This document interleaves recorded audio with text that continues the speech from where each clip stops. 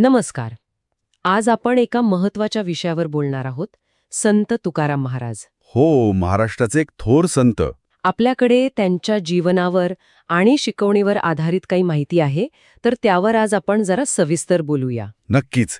या माहितीतून म्हणजे फक्त त्यांचं आयुष्य नाही, तर त्यांचे अभंग, त्यामागचे विचार यावर पण फोकस दिसतोय. हो, आणि त्यावेळची परिस्थिती कशी होती, वारकरी परंपरेत त्यांचं स्थान काय, हे सगळं उलगडण्याचा प्रयत्न आहे. बरोबर.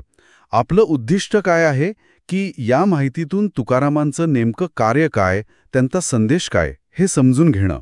चला तर मग सुरुवात करूया त्यांच्या अगदी सुरुवातीच्या आयुष्यापासून. 1608 मध्ये देहू इथे जन्म झाला, वारकरी कुटुंबातच. हो, म्हणजे भक्तीचं वातावरण घरात होतंच. पण लहानपणीच म्हणजे तरुणपणी म्हणूया, त्यांच्यावर खूप संकट आली. आई वडील गेले. हो, आणि मग पहिल्या पत्नीचं, मुलाचं निधन झालं, व्यवसायात मोठी जबाबदारी आली, कर्ज झालं. आणि त्या माहितीत दुष्काळाचा उल्लेख आहे बघा. मोठा दुष्काळ पडला होता तेव्हा. त्यामुळे व्यवसायात पण अपयश आलं. खूप म्हणजे खूप कठीण काळ होता तो. बरोबर. आणि हे सगळं महत्वाचं आहे, कारण यातून कळतं की सांसारिक दुःख त्यांनी किती जवळून पाहिलं होतं. म्हणजे ते फक्त एक संत नव्हते, तर एक माणूस म्हणून त्यांनी हे सगळं भोगलं होतं. अगदी. आणि याच अनुभवांमुळे असं या माहितीत दिसतंय की त्यांची विठ्ठल भक्ती अजून खोल झाली. अडचणी आल्या, पण श्रद्धा नाही ढळली. आणि मग त्यांनी ठरवलं की आता हे सगळं सांसारिक व्याप बाजूला ठेवून पूर्णपणे विठ्ठलाच्या भक्तीतच राहायचं. हो, स्वतःला पूर्णपणे झोकून दिलं त्यांनी. त्यांच्या अभंग रचनेबद्दल एक इंटरेस्टिंग गोष्ट इथे लिहिली आहे की ते फक्त काव्य नव्हतं. नाही, ते संवाद होते. हो, समाजाशी थेट बोलणं होतं ते. अगदी. आणि भाषा एकदम साधी, लोकांच्या रोजच्या बोलण्यातली. त्यामुळेच त्यांचे विचार अगदी सगळ्यांपर्यंत पोचले, अगदी शेवटच्या माणसापर्यंत.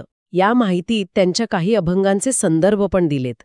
म्हणजे त्यांनी फक्त मोक्ष वगैरे नाही, तर समाजात जो ढोंगीपणा होता. हो, कर्मकांड आणि विशेषतः जातीभेद यावर त्यांनी खूप स्पष्टपणे टीका केली. हो ना.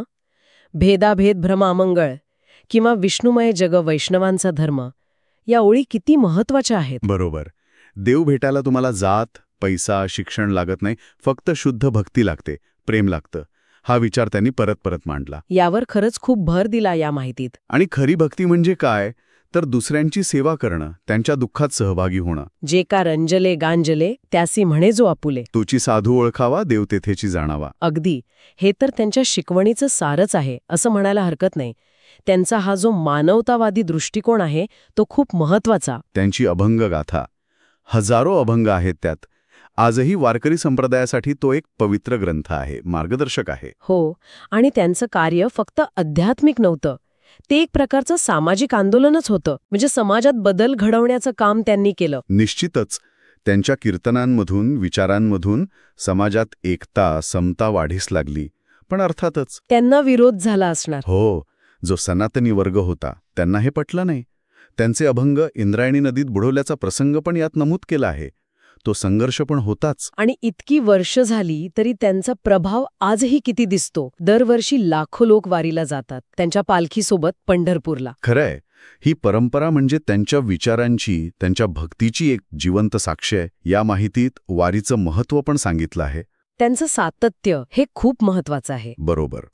तुकारामांचं आयुष्य आणि त्यांचे अभंग आपल्याला हेच सांगतात की मोठेपणा बाहेरच्या गोष्टींमध्ये नाहीये, तो आतल्या शुद्धतेत आहे, प्रेमात आहे, श्रद्धेत आहे. साधेपणात किती ताकद असू शकते हे त्यांनी दाखवून दिलं. अगदी. तर ह्या सगळ्या माहितीतून आपण बघितलं की संत तुकारामांचं जीवन म्हणजे एकीकडे संघर्ष आहे, दुसरीकडे प्रचंड श्रद्धा आहे आणि समाजासाठी काहीतरी करण्याची तळमळ आहे. हो, त्यांचे अभंग आजही आपल्याला प्रेरणा देतात, खरंच विचार करायला लावतात. त्यांची शिकवण कालातीत आहे असं म्हणायला हरकत नाही. नक्कीच.